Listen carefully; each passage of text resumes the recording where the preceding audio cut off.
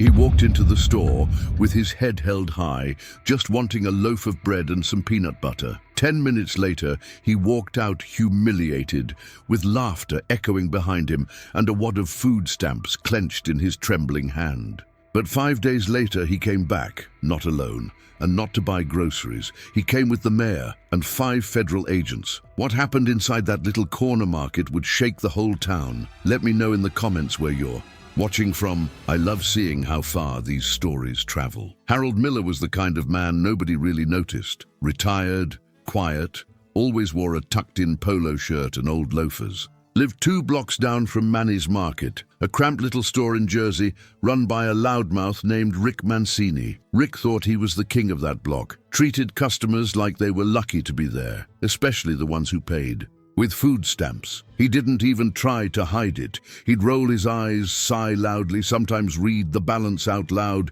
just to embarrass them. Some people just took it, others stopped going. But Harold, he stood there, calm as ever, and let Rick laugh in his face.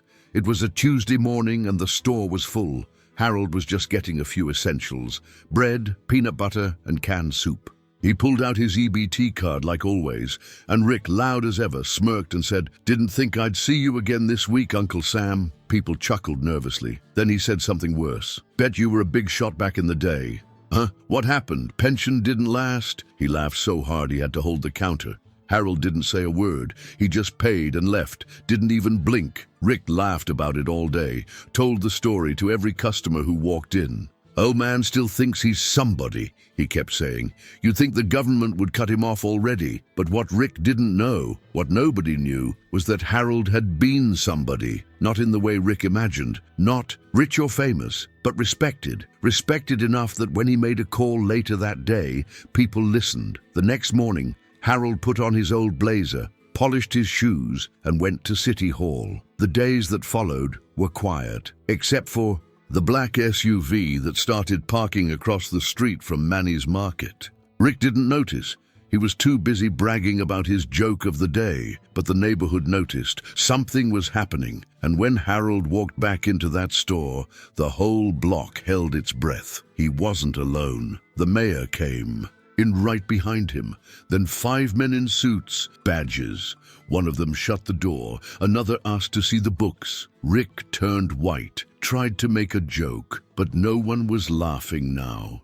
Turns out, Rick had been under investigation for months, overcharging EBT customers, faking prices, running a scheme that stole from the very system he mocked. And Harold had helped expose it. It all came crashing down in one afternoon. The store was shut. Rick was handcuffed in front of everyone. The same people who once looked away now watched silently as justice walked out the front door in Harold's slow, steady steps. Later, sitting on the bench outside, Harold was approached by the young mother who'd always avoided eye contact. She sat down beside him and said, "Thank you." Others followed. Nobody laughed this time, because dignity doesn't always make noise. But when it speaks, it's loud enough to silence everyone. If this story moved you, leave a comment with the word dignity, because that's what this story is really about.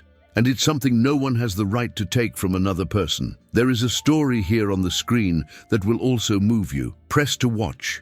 You won't regret it.